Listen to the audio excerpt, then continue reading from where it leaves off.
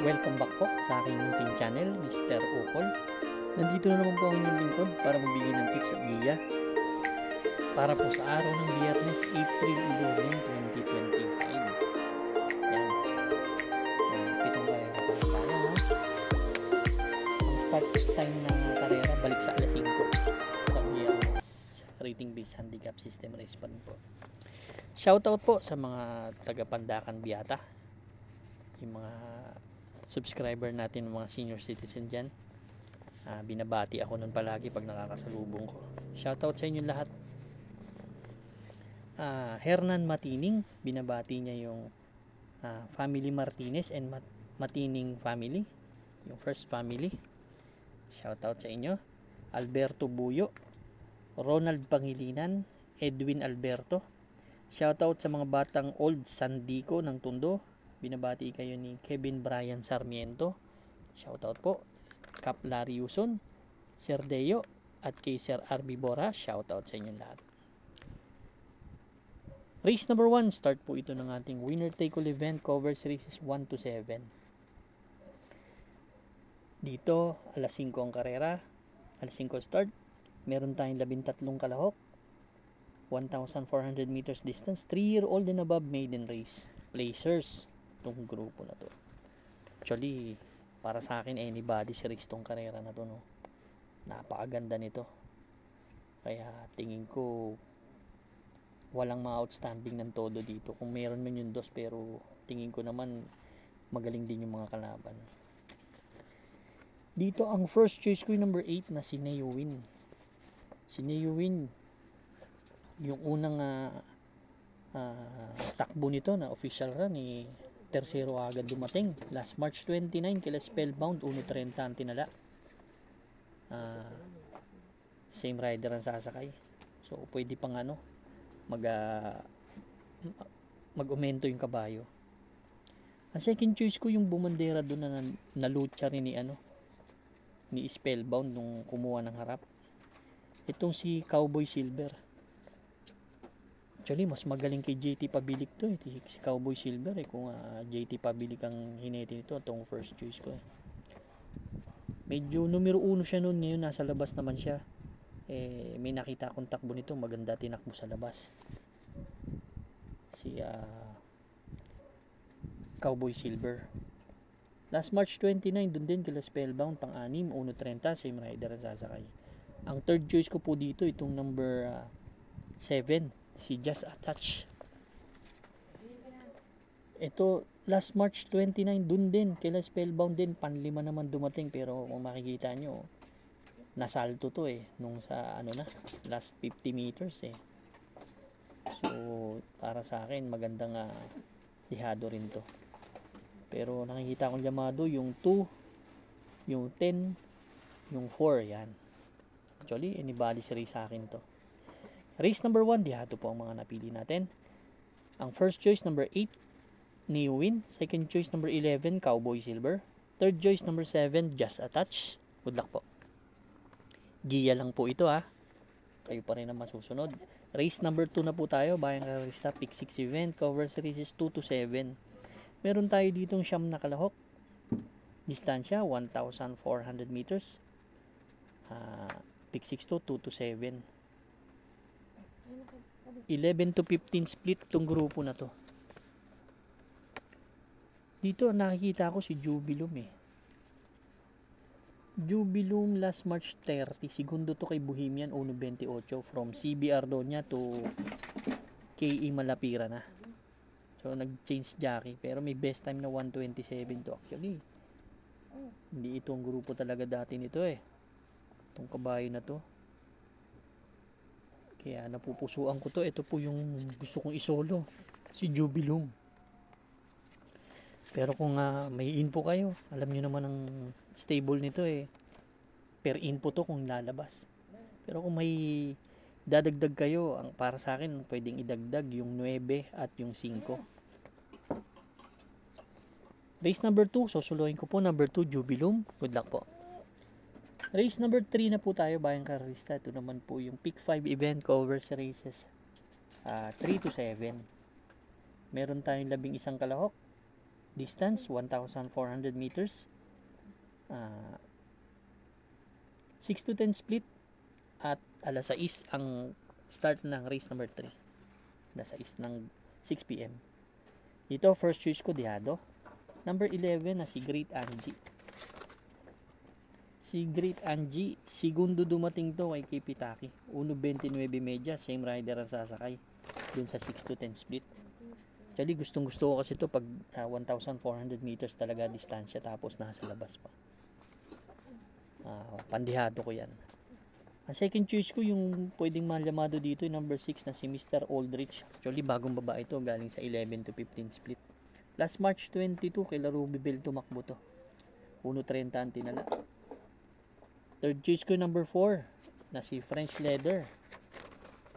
Si French Leather galing din sa 11 to 15 split. Pampito naman dumating, 1.30 ang tinala. Last April 4. Kaya race number 3 ang first choice, number 11 Great Angie. Second choice number 6 Mr. Aldrich. Third choice number 4 French Leather. Good luck po. Race number 4 na po tayo, bayang kararista. Pick 4 event covers races 4 to 7. Meron tayong 8 kalahok. Distance, maiksi naman ngayon, 1,200 meters. 6:30. Start na race number 4 at 5 split tong grupo na to. 5 split placers. Ang first choice ko yung number 8 na si Misha. Si Misha kasi palagi in the money. Gustong gusto ko yung post position kasi medyo malikot sa aparado to siya yung huling ipapasok kaya hindi maiinip to. Itong gusto ko. Last March 26. Tercero to kila Blue Mist dumating. 1:30 in a fraction ng tinala sa 1,400 meters. Same rider ang sasakay. Then last March 16, pang-apat naman yan dumating kila Charm and Luck, 1:31. Kaya talagang nakakalabas na ng maganda to si Misha. Yung the veteran campaigner. Ang second choice ko po number 6 na si Avalicious. Si Avalicious naman, ang huling takbo last February pa, February 14. May 1:16 yan. Hindi naman February 14. Kumbaga, ito yung best time niya sa 1,200 meters.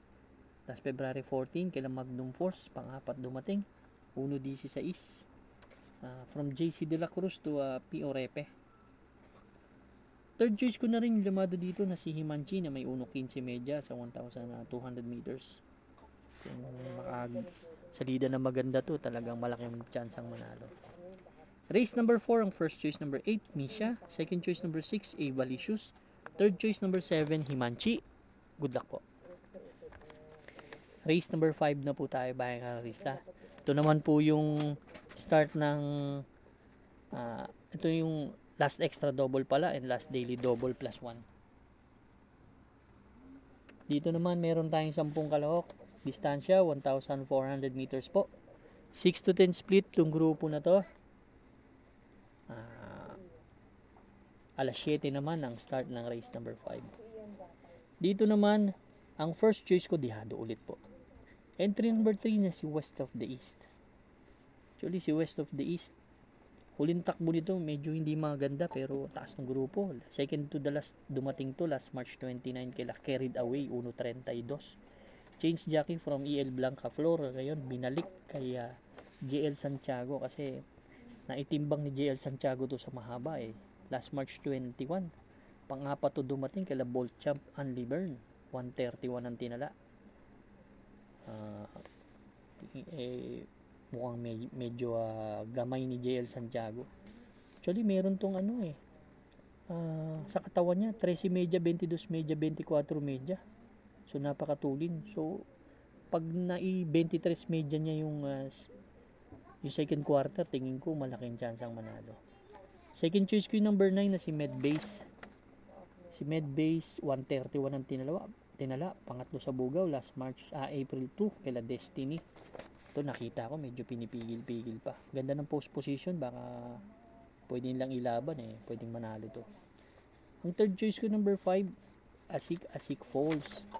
Siya naman yung pang-5 dumating 1:30 media. Doon din sa laban nila Destiny. Race number 5 ang first choice, entry number 3 West of the East. Second choice number 9, Med Base. Third choice number 5, Asik Falls. Good luck po. Race number 6 na po tayo, bayang kararista. Ito naman po yung the penultimate race natin. Meron tayong 10 kalahok. Distansya, milya po, 1,600 meters, 28 to 33 split. Philracom rating base, class 4.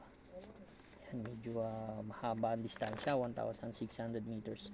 Ang first choice ko po, number 3 na si Sandigan. Si Sandigan, ang huling takbo nito, last February 19.